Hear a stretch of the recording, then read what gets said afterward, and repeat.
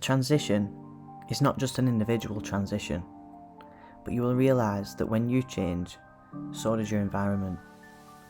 It is one of those things that because the butterflies are so beautiful, we get so trapped into how beautiful they are, and we get trapped into just seeing the surface level of things, and not understanding that that butterfly went through some things in order to get to that stage.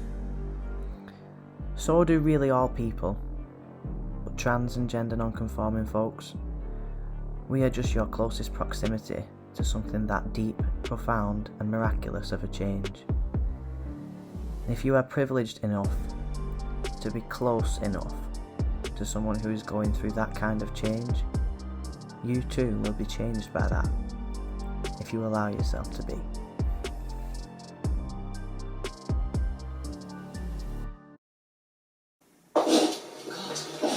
Action! Take one! You gotta tell me if I look pretty or not. I feel like I've been chewing up in that bottle. It's weird. It's good, it's fine, it's good. 45. That's not nice. It's evidence.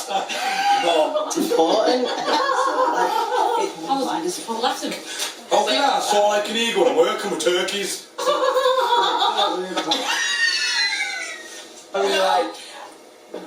Isn't it?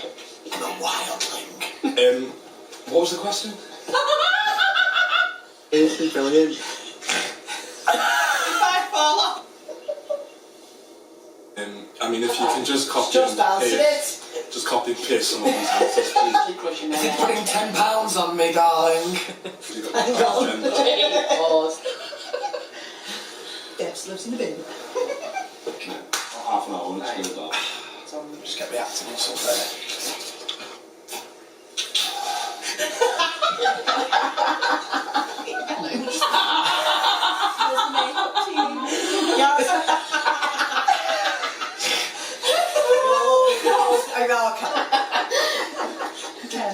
Again.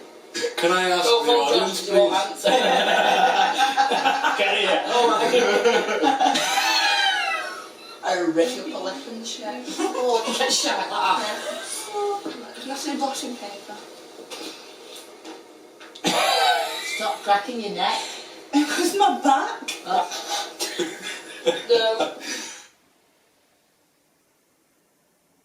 Best friends. Theatre squad. Yeah. Team toast. Yeah. Team toast. Yeah. Best friends. Yeah. Work boys. Yeah. Bit of everything. Yeah, I've always been a bit close. Still are. It's changed. Yeah. Still the same person. Closer than ever. Somebody asked me that the other day.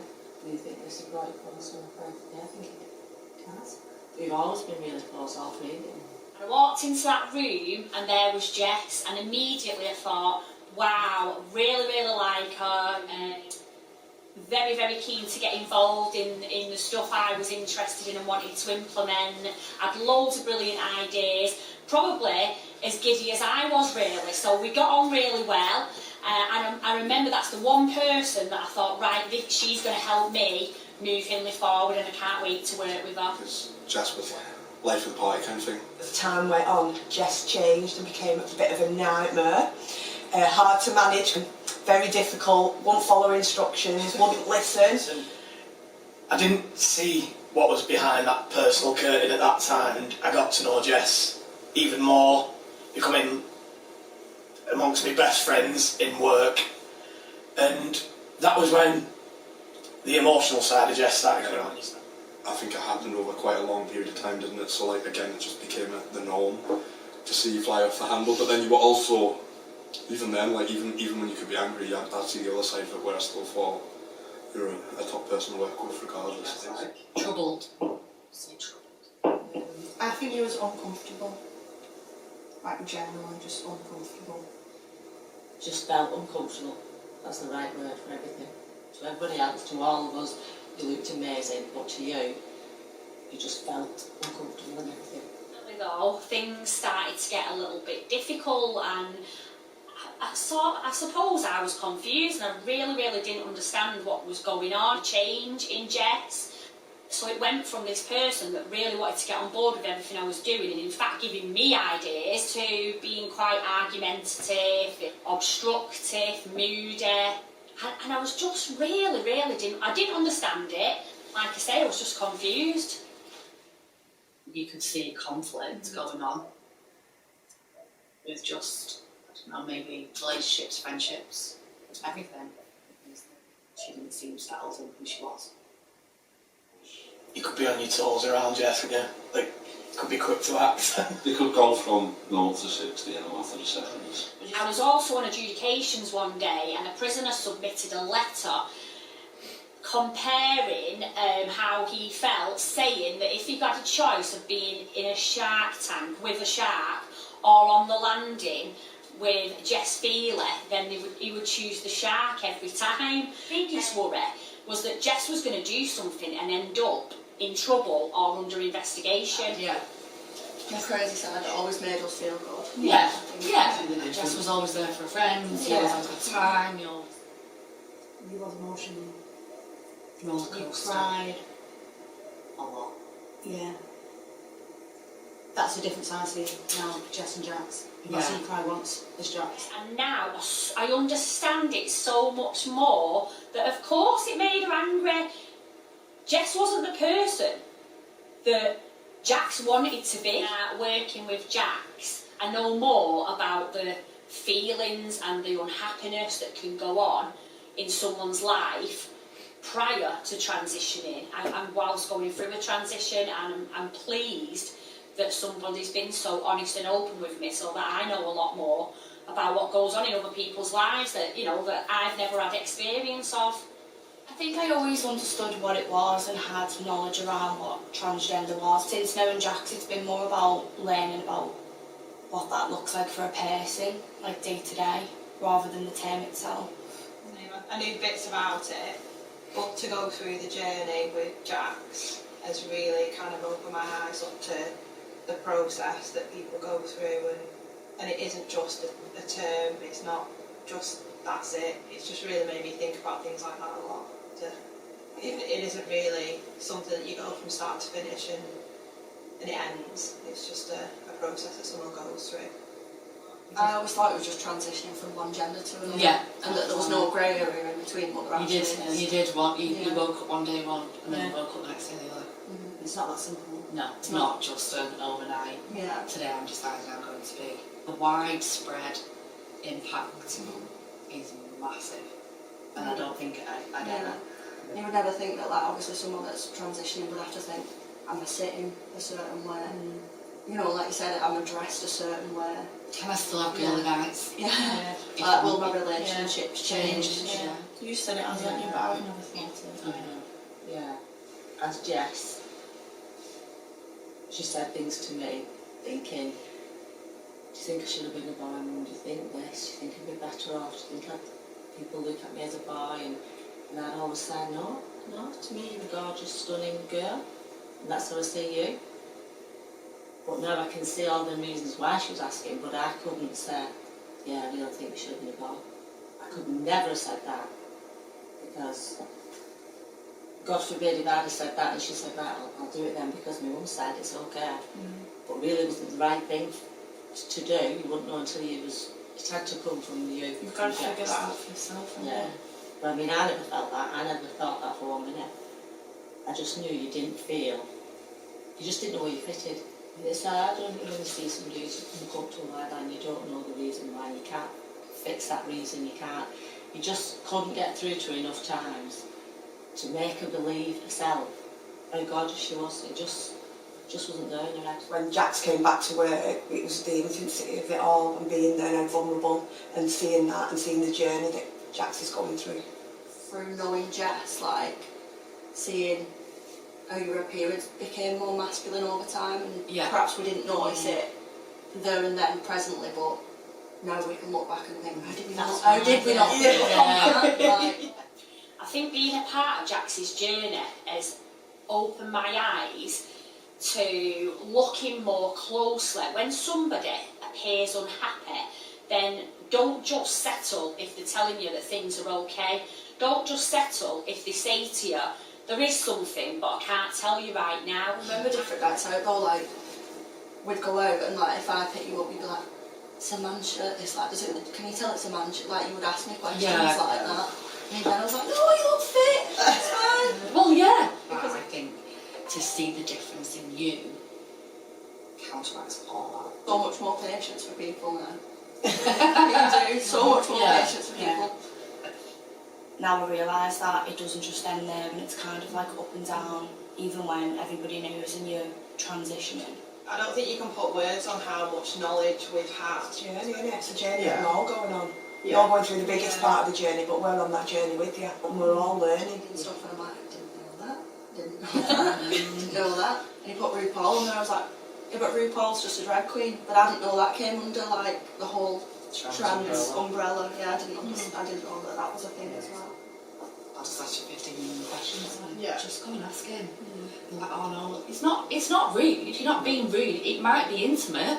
It may be questions about surgeries and things like that. Yeah. But to me, if you're asking that question, that's an interest. And the more knowledge you've got, the more natural it is. I mean, I don't think of it as anything. It's just what's happening. Whereas somebody who's not asking questions doesn't know. It's like, oh my god, that's massive. Yeah, it is massive. What's going on? But we just take it every day. Yeah, it's what it is. Just what it is. Just what it is. I didn't know a lot, you probably did. I didn't know a lot, I knew what it was, but you don't ever think it's going to happen to someone you know. I'm not saying it's like a massive deal or anything, I'm just saying you don't think you're going to have to experience it or like see someone you love experience it, do you know what I mean? Yeah. You don't think it's going to ever happen to like you or your family or a close mate or anything like that. You think you'll just see it like on TV or in the paper. Do you know what I mean? It's because you've not got any friends or family who's already transitioned, so you don't delve into it, do you, unless you're not as looking for something. as you should be.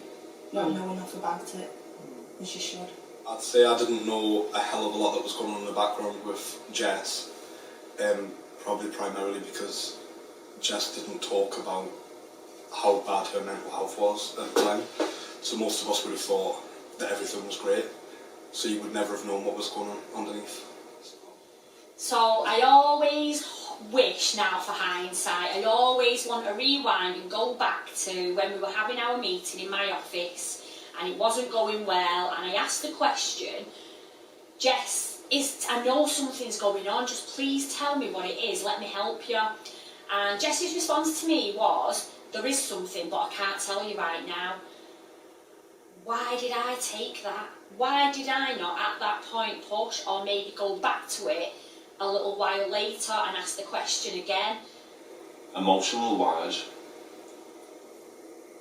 looking now, as Jax, you seem a lot happier, you seem a lot more chilled, and I don't know, without it sounding nasty, more fun to be around because you didn't really know. I think some of that emotion was kind of like put away and was never allowed to show when you was just... No, because I've got kids, and if one of my kids come to me and said, oh, I want to be a man, I'd be exactly the same. I'd be like, you live once and you've got to be happy, that's it. Yeah. Go do what you've got to do. That's right, Robert. You know it? It's my kids and me, yeah, so I'm the same with you. You've got to be happy when you're around my kids. You would see it as I'd be a little bit less worried for my child because I've seen what you've gone through. I think it is hard, but this is a year down the line, but you're still as happy, probably happier than 12 months ago. Yeah. And that's what I would see. I'd be like, keep going, because at the end is the silver lining. I knew there was something, something definitely heavy on your mind. I just think Jess was like emotionally up and down because you do get the highest highs, but then when you're in the lowest place, I just feel like you could go from like 0 to 100. So more of the like the feistier side and the fighting side, and then walk away and then you just cool down like that. Like. She definitely always had anxiety. She definitely always had anxiety. Always said it even from being a baby when she was about 1 and you used to give her a bottle. And she'd have to turn it round and put her thumb on the app for our vent. She wouldn't drink it until her thumb was on that right side. You've always been open, haven't you? God, the little things that she used to do was like, so we used to do it on purpose, see if she didn't, she'd be asleep. She'd wake up, look at it, turn it round, put it on, and then drink it, and you just think, it's just uncanny, there's something not right with her. Why did she have to do that? But there was so many things like that she just had, things had to be certain ways. Else it just, she'd throw 3 fits. Do you think that was about control then, because you didn't have control over it? Maybe. Become very protective of Jax. In the job that we do, you automatically have a mask on anyway. Yeah. There's a part of you that has to be a certain way to protect certain parts of yourself, and then on top of that you have another mask on that is about protecting you as a person and pretending all day on a shift to be somebody that you're not. And that is emotionally draining over time. And you can't maintain that, and I think that's probably what Jess really struggled with at the end. I didn't think Jax would be stable enough because of what he was going through with the men that we work with, but I think it's been the best environment because it's brought the best out in everybody. It really shows, like the men know it, they understand it, they're always comfortable with you. I feel like they can feel that as well from you, they can feel that understanding, they feel like they trust you and they can open up. But that's big for Jax as well, because you have to be able to be like that as a person, that's that ability to look inside yourself, and that's not always easy, and that's what Jax can do. Because I think it was just that total realisation. The minute I got sent that video, it was like, you've messed up, Sam Pierre, big time. And it all fell into place. It all became, oh my God, right, everything makes sense now. I have to laugh. When I said to you, it's all right, Jax, I've had a new, sorry, it was Jess. It's all right, Jess, I've had a new door. Works have been over and fitted a new door, and we've laughed and laughed. It was only what? You was only 1 and she was 3. And Auntie Kath had come, and she was sat with us talking to you all, and she must have been talking to you. So she grabbed hold of your finger and bit your finger. She never like that. And she'd never done that ever before. She never like me getting attention. All my baby videos were ruined. So she bit her finger, not her, but she did, she bit it. So your dad went berserk, bit her finger and put her upstairs. She was stood behind this baby gate, it must have been, she wouldn't shut up. Took 30 minutes, crying, screaming. She was sick all over the landing. And then she shook it that out and she broke it off the wall. I had to bring her down then because you know what she was going to do next. But she was so frustrated because she'd made us upset. She knew what she'd done wasn't right, but can't handle it. Just used to like cut her up inside thinking I was upset. Yeah, if I don't know, can I sort it out, can I make it right? You could see the panic in her. That person was just suffering and was on the wrong journey. I mean, it explains a lot of why you were the way you were. It's like that. That's what it was. Yeah. That's what was causing the turmoil. That's what was causing the getting out. I remember coming out, I was at work. I remember coming out of work and I just had that text off people saying, did you know? Yeah. And I was like, what are they going on about? So I went onto Facebook and I saw it and I was like, right, I need to get home to watch this. Yeah. And I thought, right, I need to take my makeup off because I'm just not emotionally ready because I know I'll cry anyway. Yeah. And I did. And then I seen the video and was just like, right, nice one, if that's what you want, then be happy in there. You know, to put himself out there and be honest, and that takes a lot to do that. It's very brave to put yourself out in front of everybody and to put that journey in front of everybody as well, to go through it. I mean, people don't like being wrong, do they? But it's one of the things that I'm happy that I was wrong about. When we were told Jax is coming back, I was the same as Andrea. I thought, oh my God, this can't work. It's going to go really wrong. What if Jax is like Jess used to be and was so angry? Panic kicked in, didn't it? Oh, well, truly. And we were thinking, this isn't going to work. It's going to go really wrong. And like Andrea said, we couldn't have been more wrong, because it's been Jax coming onto that unit has been the best thing for Jax and for the unit and for us. I mean, to be part of this, I feel massively privileged about it. To be part of this, genuinely, I feel like it's something that to be part of it is huge, and it feels like it's like a special thing, doesn't it? You feel kind of privileged to be part of that whole process, and For me, I wasn't shocked. Nothing you did or said shocked me. it's amazing what nothing shocked me. Yeah. And I was just thinking that, you know, I'm going to be right by your side. And I thought as well as a way to do it, because we knew it was coming at some point, like Yeah. we knew that Yeah. everyone was going to know about it at some point. I thought, fucking hell, that's brave to do Yeah. that Oh, on a yeah. platform Yeah. like that. Yeah. Although if you've been off work for a bit, it wasn't the case of people were like, well, where's Jess? The case of boom, there it is on the internet. And you know, but We you know, got hammered people that with don't, questions. people that It didn't, wasn't negative questions. no, it wasn't negative questions, and I think it's the questions that like we sort of still get asked now because Yeah. they won't come and speak to you about it Which because is they don't want to Yeah, upset what you. we were saying before, isn't it? It's Yeah, and like the amount of times I've said, just go and ask him. I think it's been every emotion going. I was like, knew it was coming, I knew it was there, going round and round in her head. And didn't know when it was actually going to come out of your mouth to say this is what you wanted to do. But it had to come from Jess. It had to be your decision and nobody else's. But I think when it did come, it was still as though somebody just slapped us across the face and thought, oh my God, she's actually reached that point now. But that was because she was just so at a low point. She was like, it was as though she was always chasing something but couldn't get it, couldn't find it, couldn't make the right decision, or I'll do this and make me happy. Or I'll buy one of them, that'll sort it. Or I'll go and do this and that'll be alright, I'll make that part of my life and I'll be fine then. But nothing was the right thing, nothing was enough to make her feel, this is me, I feel good now, nothing. Until you clicked and you decided this is it, or what were you? And I know that definitely so many times has been in your head. So we've gone from having an idea it was coming to thinking, oh my God, it's actually happening, to feeling scared, frightened, upset, angry, every emotion going, and more from a parent, different view, more from a parent's side of view is feeling frightened for Jess, thinking, as a parent, I just want to fix it, I just want to make it okay for her, I just want to take it away, I'll go through it, I just want you to feel alright as you are. I don't want you to have to feel like that because it's hard. Life's hard enough as it is, and I don't want anybody else to try and upset her or attack her or target her for it, because that just breaks my heart.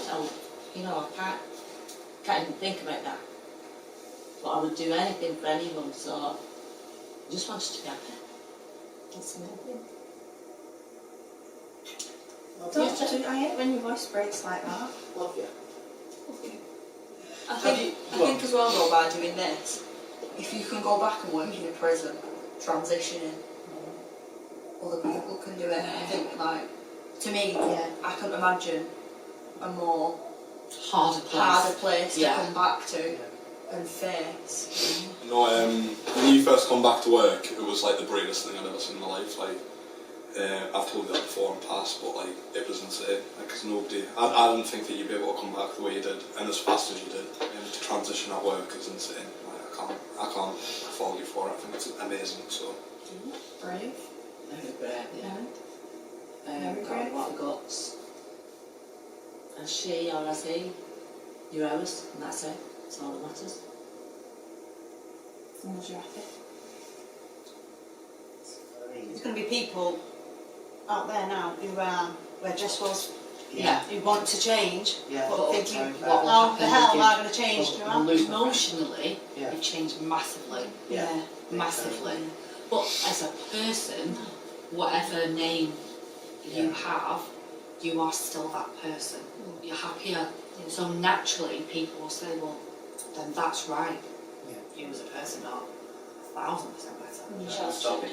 Comfortable talking about it, to be fair, because it could be a very awkward situation, it could be awkward conversations if it wasn't you. It's just with you being so open about it, it just puts everyone else at ease. Do you know what I mean? Like, you don't have to walk on eggshells. If you've got something to say, you just say it, and if it's something like a question, you'll ask that question, you know you're going to get an answer. It really surprised me how open Jax was and how comfortable that I felt straight away. Comfortable. Yeah, definitely comfortable. Like, I feel like now, I'd definitely just ask you anything, even if it was on my mind. Like I wouldn't think twice about it, because I know that you're trying to be quite as open as possible. So, you know, Any question? any questions, like you quite happily answer. Good or bad, intimate or not. I feel like you definitely put that across though. I think, And then we've also verified, like, if people ask us things, like, we'll just ask. Even I don't want to say the wrong thing. don't Are say you the wrong more? thing. If Because you're not I've now got got a place, you're not saying the wrong thing. because by them asking us, we're going to then come and ask you. So you're putting me in that position, just be yourself. Because I need to ask these questions to come back to give you the answer that you wanted. Go on, can ask yourself. I think that's part of it as well though. Some people don't see the bigger picture other than what's between somebody's legs. Because it's the way you live your life. But then, if that person's being horrible because because of lack of understanding, give them the knowledge. They're still like, you're just an arsehole. Instantly, when she joined the RAF and was in the uniform, instantly felt, this is me. This is me. Felt so comfortable in it. She'd walked in tall, you know, as though, God, I feel proud in this. I feel like this is me. Same when you was at the prison, when you joined the prison and you wore your prison officer's uniform. She'd walk in as though she'd grown a foot taller because you just felt right, you just felt comfortable, and she could function. She could only function in work. She had to have that routine. Any time that she had a day off or wasn't going into work or wasn't something happening, it was like she didn't know what to do with herself. It was like turmoil. Her head was just in turmoil all the time because this must have been constantly going round and round and didn't know what to do. But if she was in work, this is what you do, you're doing this at this time, that's happening, we're going in, we're doing that. She could switch her head off then and just concentrate on that. As soon as she come out of anything to do with that work, any sort of work, completely gone again. I think being on this journey with you has opened our eyes to not just transgender and issues around that, but just generally being more mindful around people and what people are going through. It's made me think about my own children and thinking about how will I teach them this, you know, how will I raise them in that way. Jax is just a really open person, so he will sit there and say, how are you feeling about this? Are you okay?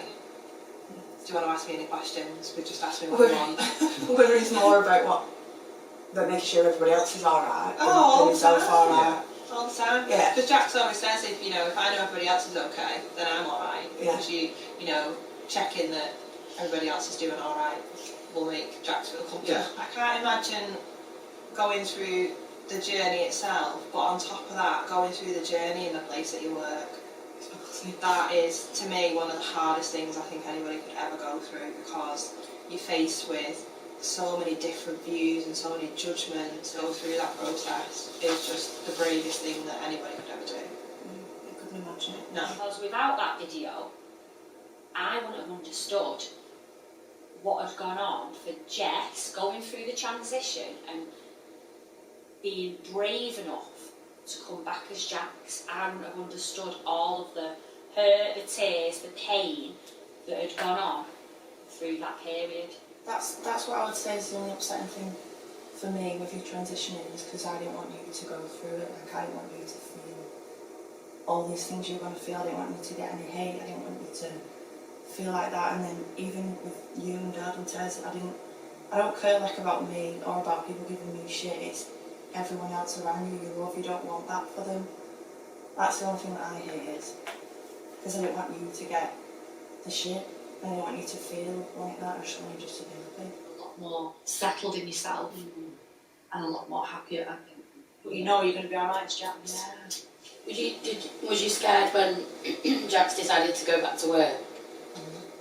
I was thinking, God, working in a prison, some prisoners might just, get together one day and think, well, some people are against anything like that. Yeah, but I just know you've got a lot of people there who are good friends who, they all God. Working in a prison, some prisoners might just, get together one day and think, well, some people are against anything like that. Yeah, but I just know you've got a lot of people there who are good friends who, they all back each other, so that's all I can think, just have to put it to the back of our heads and talk. Say life's too short to not be who you are and be open about it. Yeah. get through anything together. Yeah, if people don't like it, then they don't matter. They're not going to make you happy anyway. And you were surprised. People do surprise you. People don't necessarily have the judgments that you think they're going to have. People can be really open-minded. I mean, look at the work that's happened recently. Like, people's opinions have massively changed, educating people, and people that have said openly in the past that they would have really been quite anti and against people in Jax's position, and those views have changed because they've got to know Jax as a person. So, yeah, take the leap and go out your comfort zone. People just need to stop being asked. Why do people care? I just don't get it. I just don't care. Just get on with your life. I don't get it. There's so much stuff going on in the world. Why are you bothered about what? Do you know what I mean? Why are you asked? I just don't get it. I was quite shocked to see how, like, you seemed quite down at some point in the video. You could see how raw it was to you. Because I'd always seen you as being quite bubbly and charismatic on the unit. I feel like it really shows what's underneath all that a lot of the time as well. Jax said to me, if I didn't do this, I wouldn't be here, I'd be dead. How does it make you feel when we talk about how come someone's threatened in their life?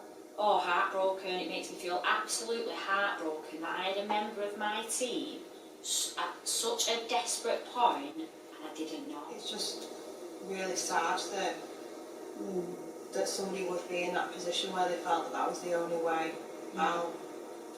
That's the point that you can get to feel that, you know, I can't do anything else, that I have to end my own life because it's become that bad.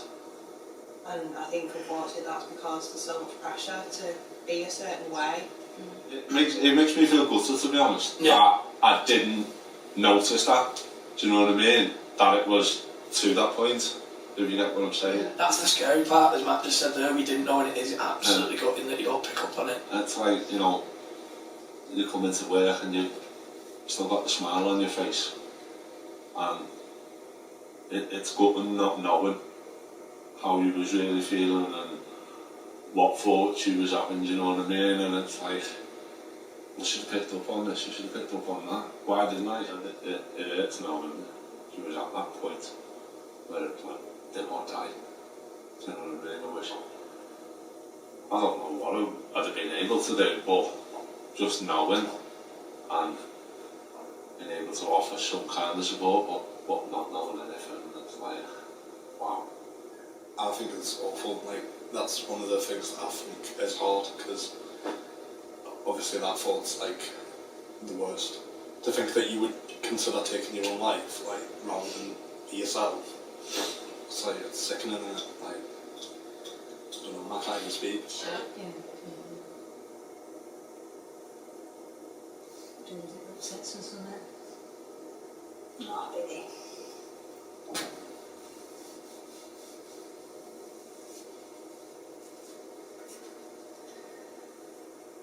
How's it made you feel? Shit. Oh, well, like a waste, like it would be a waste, wouldn't it? I'm sorry. I think that's what was shit, because I just think, because we had like such a good friendship and a good relationship, like. It's such a good bond. Yeah. We've got such a good bond, and isn't it? Because it just works. It all works for us. Yeah. I don't know, I just felt like at that time we never knew what he was really. I think it was like before you came out, wasn't it? And like as soon as you come out and like the shock of it and like this is actually happening. And I think it might be a little bit of ignorance from me, but like thinking, right, he's done it. He should be happy now, but a lot of people understand that really, because you think, right, you've done that, what you wanted, you've got, so why aren't you happy?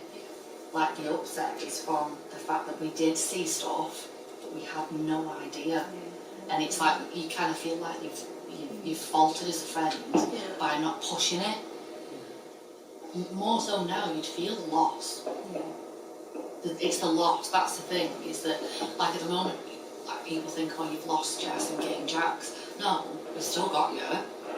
We've still got you. Did you know how ready I was Sit in the light. Yeah. I didn't. I didn't know. How did you know? Spent lots of time with you, love, being with me every day. I've seen it with other people, like when your grandma was ill. So, I just knew.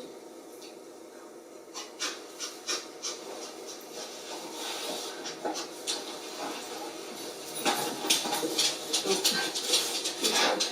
sorry.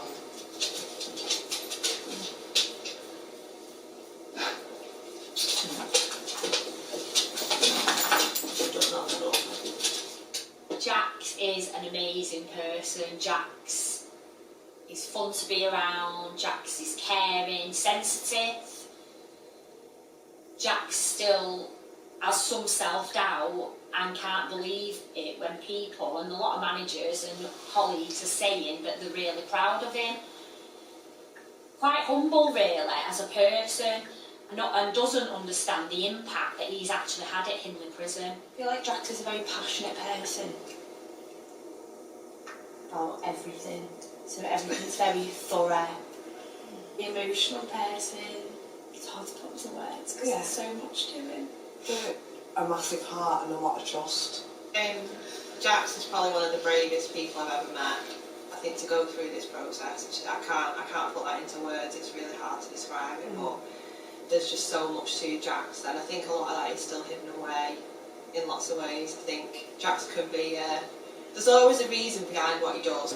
You know, screaming and shouting at somebody, it's always for a good cause. We should be proud of you. Yeah. For coming back. Yeah, yeah. Just smashing it. I can see that little glint coming back in his eyes and that chink where you can tell he's happy. You can tell that little smile, and he used to always light everybody's room up. Wherever we went, whatever party it was, he'd walk in and just be the life and soul of the party. Centre of attention. Had to be part of it, I think. Yeah. Was quite. Yeah. Had to be part of your journey. Yeah. We wouldn't do this for anybody else. No. That's Oh, all I'm no. saying. I'm just so relieved that Jack's found the courage to make this change, so that we're not at that point, we're at a totally different place now. Hopefully proud of himself, because we are immensely proud of him and the journey and what he's done. And watching that video opened my eyes so much. It also made me so proud of Jax was willing to put himself out there to educate and to let us all know that it's okay to make mistakes. You need to be able to admit as a manager when you're wrong, and I was completely and utterly wrong.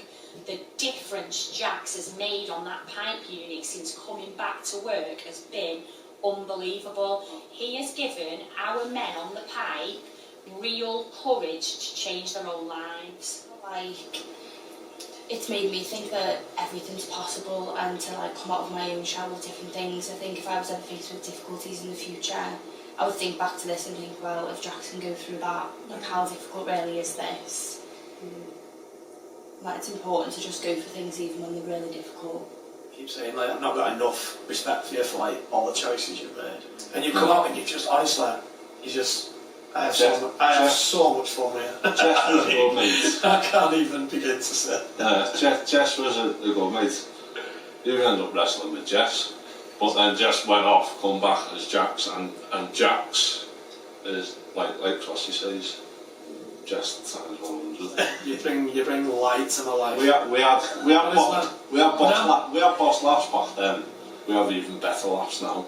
Probably like my strongest support when I'm having a bad day. You're the person who'll take me aside, put my arm around me and say, probably put me in an headlock and tell me to cheer up. But you don't go about it in a way that's condescending, you go about it in a way that, because you've got them lived experiences of when you felt bad, and that there is no one I'd rather have that support from. And you're even better mate now. Closer mate. Got your back. Always will have. And I just like, I've got nothing but admiration. You are literally an inspiration to everyone. Aww. You did amazing.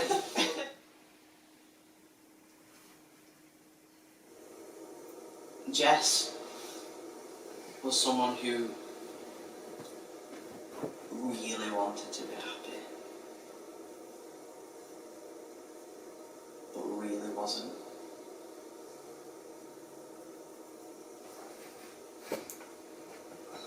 Like from when I can remember, I had the most amazing childhood, the most amazing family, the most amazing life. I couldn't ask for any more. I couldn't ask for any more support. I couldn't ask for any more encouragement. I didn't want for anything.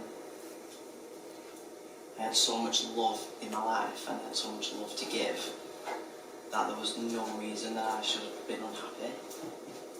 And that's the way that I saw it. Like, Jess should be happy because Jess has everything, and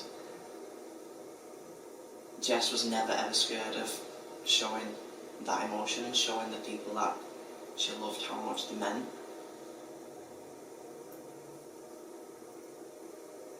And, you know, naturally, Jess's personality was to be happy and to want everyone around her to feel good and know that they're loved, and I think that was because Jess never wanted anyone to feel the way she was feeling. Do you remember not knowing why? Did you used to question the feelings that you had? Did you used to question what that emotion was? I didn't have any sort of vocabulary to describe what was wrong, and I don't think for a long time I even realised there was something wrong. I think from what my parents have told me, from what I can remember, there was just always an element of anxiety and worry. So when I joined the RAF, you know, this masculine role, this role that means uniform and fitness and fighting and, you know, being a strong person and making who I love proud, that is how I always used to see things. Like, I focused on sport because that's what I was good at, and that was what would make my mum and dad proud, and if they were proud, I would be happy. I thought them being proud would equal my happiness. So, obviously, like, joining the RAF was a big one because that did fill the void for a long time. It was a good few years that it filled it for, because it gave me so much. It gave me uniform, it gave me structure, it gave me people, it gave me sport, it gave me my sexuality, it gave me a whole identity that made me think, this is who I am. This is, you know, that at 19 years old, alright, I found it, I'm okay. And I was so happy until I got bored. And 2-3 years into it, I got bored and I hit a brick wall again. Do you think you just like suppressed the feeling because it was something new, and then it comes back to the surface? Yeah, I think the RAF was the only thing that ever came close to keeping my mind busy enough, and as soon as that died down, I was gone. Do you think she noticed them struggles, or do you think you hid it from your mum as well, at the same as you did from your friends? No, I didn't hide it. I didn't hide it from them. My mum's always been able to see straight through me, and from being a kid, I would always worry, and I would always my emotions would always take things to the absolute extreme. Well, my biggest thing has always been, I just need to make mum and dad proud. If they're proud, I'll be happy. That's it. That's all that matters. That's all that matters. That's what Jess does. So tell me about when you realised that something had to give. Obviously it happened throughout my life where something would give constantly. So there was moments a lot of time where that is when that started to happen, where I would be this person on a night out or with my friends, and then I'd go home and my mum would be like, well, why do we get this horrible person? And when I went through a stage when I was 18, 19 years old where my mum and dad just really did not like me as a person, because I just was so disconnected from everything. I just didn't care. Just didn't care, just didn't want to be in the house, didn't want to be looked at, didn't want to be spoken to.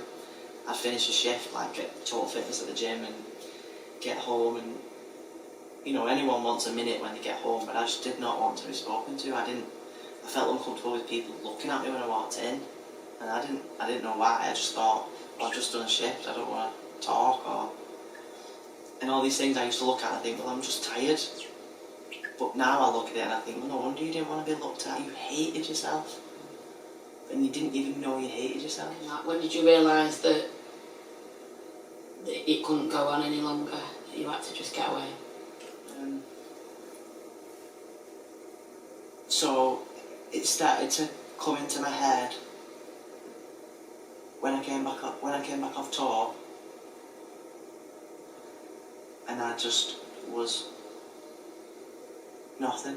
I was just nothing, and I was just in the worst place that I've been, and I made the decision to leave the military because I wasn't okay, and that wasn't fulfilling me.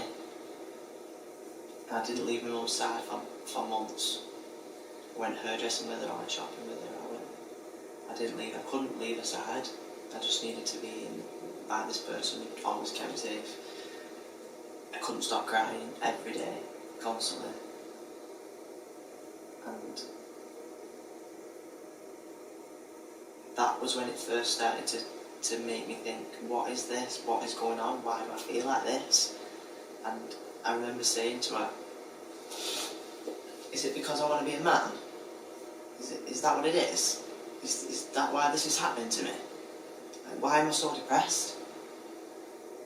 And I remember my mum saying, no, like, don't be daft, you're this beautiful athletic woman. You wouldn't be you if you were a man. You wouldn't be this unique, strong, athletic woman. That's why you're so unique, because you're that. That's who you are, that's why everyone loves you. That's, you know, you're different, you're this person who everyone loves. That's why I used to call him Miss Congeniality. And I kind of took that, and that's what we kind of both sort of believed in that moment. That I was just struggling. I was just struggling with my mental health, and I was just anxious, and weren't fulfilled, and needed to be fulfilled and busy. And that was like the first time it came into my head, and I sort of like said bye to that for probably another 12 months. Joined the prison service, and that sort of filled the void for a good 12, 18 months, because I fell in love with that job, and that again gave me like uniform and structure and some of the best people I've met. Then when I met my ex-partner, we had a conversation about mental health and all those things and things that we've been through, and I remember saying I thought it was because I was a man. I thought it was because I wanted to be a man at one point. And I said that in that moment, believing that I'd dealt with that, and that was just a thought that had gone into my head. But then ever since I'd said it again, it wouldn't go away. And from that moment, that's when I started Googling and YouTubing and came across videos that I then could not stop watching. Obviously, so that carried on for a long time, and it just built up and built up. And it came to a point where I stopped being a good prison officer, and I stopped being a good person to be around at home, and I started to become not a very good person to be around, period. And that was then causing me more pressure at work, or getting me in situations I didn't want to be in, and people started noticing that I wasn't okay. And when that started to close in on me, when people were getting closer and I couldn't have alcohol without crying my eyes out, or I couldn't deal with something, the slight little bit of change, whatever it was, I felt like the walls were closing in on me, and people were like coming, people were looking at me. And I just reached a point where I was like, nah, I'm done. Bye. I'm not doing this. I can't do it anymore. I was just done. And obviously I went off sick then. And at that point, I made the decision to transition, to choose life. And I remember sitting there thinking, I have done so much in my life. I have the most amazing family. I have the most amazing friends. And then I don't want to die, but I don't want to live anymore. How do you work out what that means? I don't want to die, but I don't want to live anymore. What do you do with that?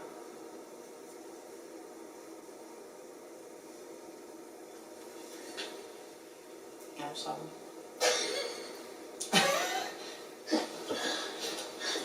Don't cry. It's okay. We're gonna prevent this.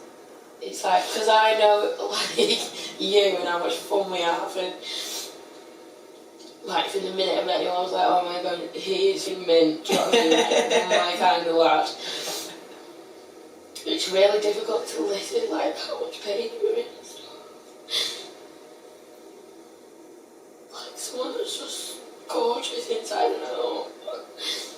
Like, how is it fair? It's not. That's why we're doing this. So obviously I came to the decision of, right, I'm going to do this. I'm going to transition. I don't want to die. I'm going to transition. I'm going to do this. Like, I have literally always said to everyone in my life, when it feels scary to jump, you jump. Otherwise you stay in the same place your entire life. I'm still that person. I just don't want Jess to be at the forefront of it. I don't want to look like Jess. I don't want to be Jess. I want to be me. I want to be Feeley. Jess can't be the image.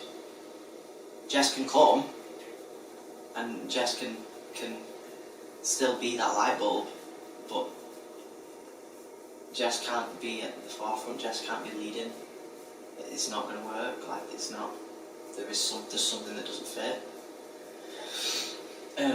And obviously, initially, when I thought about transitioning and going through that in a place like Wigan terrified the life out of me. And I was terrified of putting that pressure on my family, of having to talk about that all the time and defend me and have to watch all that happen. I didn't want to put them through that. I knew it was going to be hard for me, but I knew it was going to be hell for them in a place where they've lived their whole life. So to think about the pain that me transitioning would cause, just from thinking about how much they would have to explain that to other people, caused me too much pain to put them through.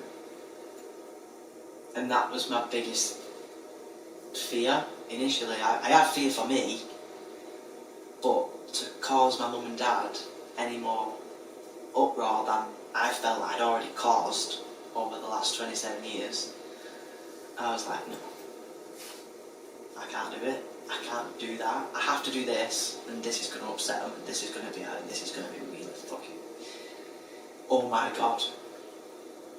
But I'm not going to do it right in front of their face. And I'm not going to make them have to talk about it every single day. And watch me either deal with negativity or have a bad day, or have to correct people constantly and have to talk about it constantly because I'm always there. I can't do that because for 27 years, in my eyes and in their eyes, it was one thing after another with Jess. There was always something wrong. You know, I was never happy. Jess just wasn't okay. Jess was never 100%, and all my mum and dad wanted was Jess to be happy. And Jess was never going to be happy. And once I realised that, I had to disappear. Another reason was I was terrified of coming out and admitting this, and then letting people see that happen. Like, letting people see me go through that horrendous, awkward stage of the first 12 months of transitioning. I'm just coming up to 12 months now and I still feel awkward as hell. Feeling like, who the hell am I? What am I doing? What do I look like? What clothes can I pull off? How do I act? Do I act the same as Jess did? I'm not even used to the name Jax, so how on earth is anyone else going to get used to the name Jax? It was just a world of absolute chaos. And, well, you know, like I said, as soon as I came out to the world, it had to get a hell of a lot worse. And I did not want anyone to watch me go through that. I didn't want the embarrassment. I didn't want to feel uncomfortable anymore, because I felt uncomfortable for so long and managed to keep up this front of I'm alright, that I knew that if I let people watch me go through this, I wouldn't be able to hide that. I wouldn't be able to front it. They were going to see me get spotted. They were going to see me change emotionally. They were going to see, you know, me look different and uncomfortable, and they were going to see all those vulnerable moments that I didn't want them to see, because it was embarrassing and I was ashamed. And I still have moments now where I struggle with that, because I did carry so much shame and embarrassment, and no one should carry any shame or embarrassment about being who they are. But at the beginning, that's how I felt. I didn't want anyone to look at me and think, I don't even know what I was scared of them thinking. I just didn't want them thinking. Amazingly, I reached my lowest point after coming out. Like the lowest point that I'd hit in my life. I had never reached the point where I was ready to save my own life. I'd reached a point where I didn't want to be here and I was struggling, and but I'd never reached a point where I was ready and I was scared until after I'd come out, and I was down there on my own, and that was when I was hitting points where I was making the dog's tea and I was panicking at the thought of having the knife in my hand. I was panicking and I was getting scared, and I was having horrible dreams and intrusive thoughts, and at different moments of whether that was a thought or a dream or something, I was having suicidal thoughts, serious suicidal thoughts, and that was absolutely terrifying me. And I'm thinking, I'm 4 hours away from home. If I do this, there's no one coming.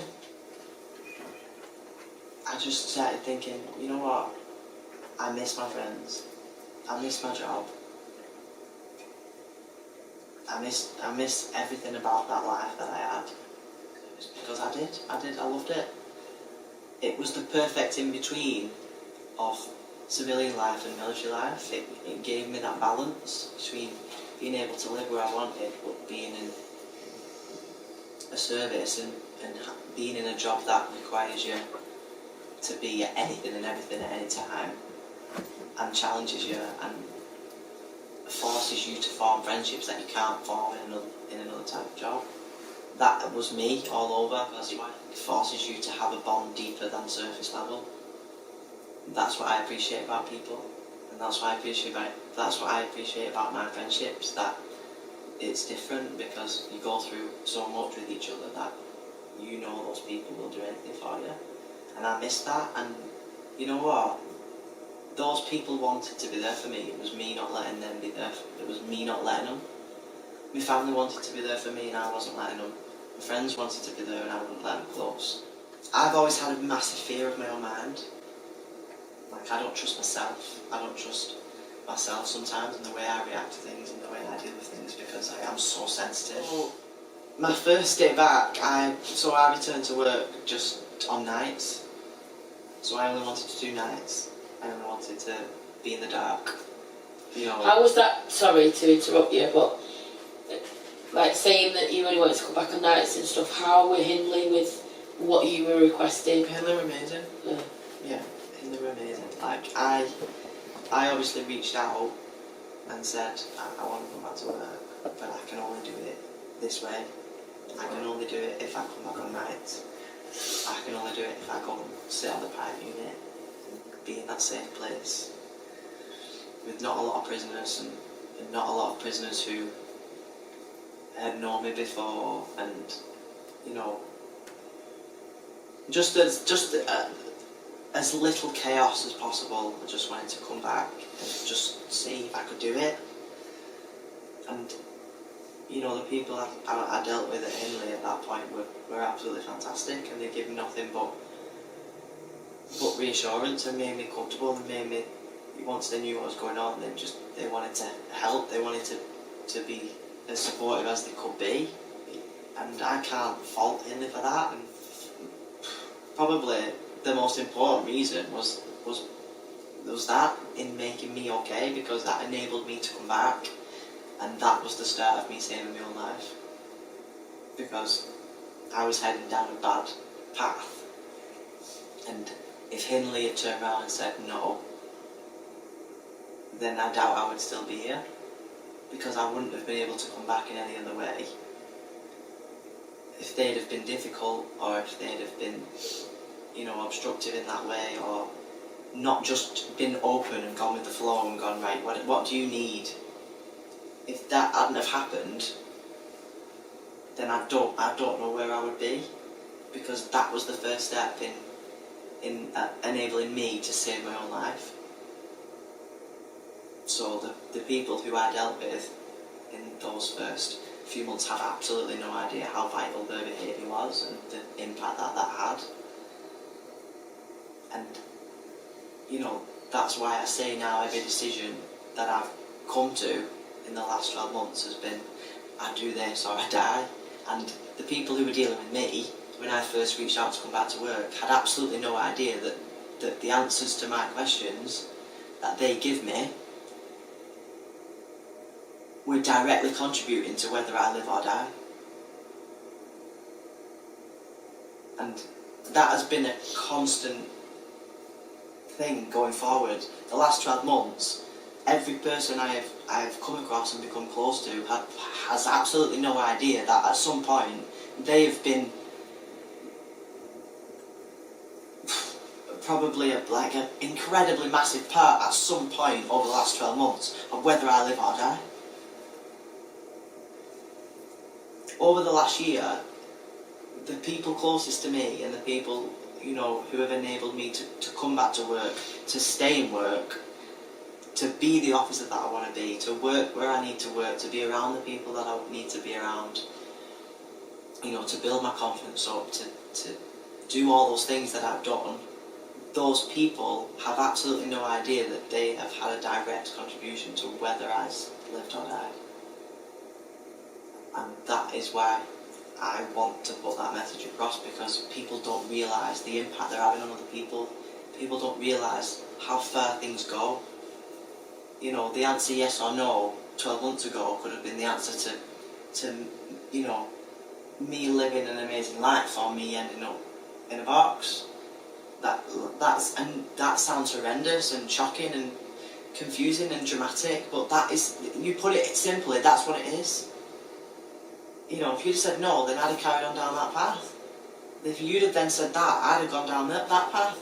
And every point I've reached the crossroads and gone, right, which path am I going down now? Somebody has had something to do with that, because I've not done this on my own. You can't do this on your own. And that's why, on the front of that paper, going back to work saved my life, because it did. And people don't realise how much of an impact that has had, because it 100% has saved my life. And luckily, every decision that's happened, I've made that, and every decision I've made a step towards being happier. It could have so easily gone the other way. Every time I've come across any sort of adversity in the last 12 months, someone has been there, someone has saved me, someone has stuck up for me, or someone has just been there for me to vent to, or told me it's okay, or reminded me that I'm loved, or reminded me that I'm still accepted, or reminded me that I have good people around me, or reminded me that I'm a good officer, or that, you know, I've had an impact on the pipe unit, or I've had an impact on them, or, you know, I've made them laugh, or I've done this, or I've taught them something, or... And all those little tiny comments contribute to to someone's confidence in a way that you would never believe when you're in a place that I was. And anytime I've been feeling remotely low, someone has done something like that and prevented me from going down that slippery slope again. How much of a delicate balance the last year of my life has been, and I feel like I'm finally coming out of that. But yeah, that first day that I walked back in, and obviously I wanted to go on to nights and hide, and I walked through the gate and someone called me Jax, and I didn't know they were talking to me. Because I'd not been called Jax before. I'd come out, I'd spent 3 months in Brighton, you know, a lot of the time on my own. I hadn't got used to the name Jax because I wasn't really talking to anybody. Obviously when I went home, or when I spoke to home, I was still Jess and she, because I was in these first few months of accepting this, and my mum and dad and my family were just accepting this, and it was all very much still Jess, she, her, you know, it was all very much kind of the same. It was just adapting. And then I walked back into work and I'm Jax, and from day one I've been Jax, and I didn't know they were talking to me. And that happened for like the next few weeks when I was being called Jax. I did not know people were talking to me because I was like, I'm not used to this. No one's called me Jax before. Like, is that my name? Is this what we're doing? Is that, you know, is this happening? Are you accepting it? Am I doing this? So, because I'd come back to Wigan, I'd come back to a world that I left as Jess, and I was absolutely terrified. But it gave me an excitement, and it gave me a bit of happiness that I'd not felt in a long, long time. And, you know, I remember someone giving me a cake on my first set of nights, or people coming to speak to me, and as soon as I walked in and someone called me Jax, I thought, you know what, I'm gonna let this place come on this journey with me, and I'm just gonna be as open as possible, and I'm just gonna let myself do whatever makes me feel okay. Because it's time to be happy, it's time to embrace this, it's time to just let people come with you, and let's just see what happens. Especially in the last 12 months, whether I'm tired, sad, annoyed, happy, giddy, excited, hungover, whatever it is, I wake up and I'm looking forward to going and working on that pipe unit, because I know that 100% I am going to work with someone that day who is going to make me cry with laughter, or is going to make me feel confident, or is going to make me feel like I'm good at my job, or make me feel like I'm doing well, or I'm a success, or yeah, you know, they're going to be there if something goes wrong. They're going to be there if something happens that we don't expect. You know, I'm going to be challenged. I'm going to improve every day. You know, I wake up now and I see a future. I used to wake up before and I didn't want to, especially if I had a day off, I didn't want to get up, I didn't want to wake up, because I had to be Jess. Especially if I weren't in uniform. Days not in uniform were the most painful, because I wasn't a prison officer then, I couldn't even hide behind that, I was just Jess. And Jess didn't know what to wear, Jess didn't know how to act, Jess didn't know how to be comfortable in her own skin. And although I'm nowhere near where I want to be, I wake up now and I can look in the mirror and I can see the life in my eyes, and I can see all these things that I want to achieve as Jax, and the things that I dreamt about years ago as Jess and never made happen. And I look at it now and I know why I couldn't make them happen. I know why I couldn't follow through without any of those dreams, because I didn't want to as Jess. I didn't want to in that body and that presence and that identity. I need to do these things as Jax. And I'm doing that now, and I feel like I'm doing little things, whether that's for me or someone else, or just living a life. I'm doing those things every day now. So when I wake up, I want to put that uniform on. I want to go to work. I want to be around my colleagues because I love them to death, and my best friends. And I want to be around all these people who have given me nothing but encouragement, and love and support and understanding, and continue to do so on a daily basis, that absolutely overwhelms me. And yeah, I certainly don't wake up like dying to jump out of bed, but I wake up wanting to live. And that is the most powerful message I can give anybody through doing this. That I opened my eyes, and I'm glad my eyes opened. It took me a long time, but I had to realise that I was the revolution I was waiting for. And it's true, I am. I've spent 28 years looking for something, and I found it myself.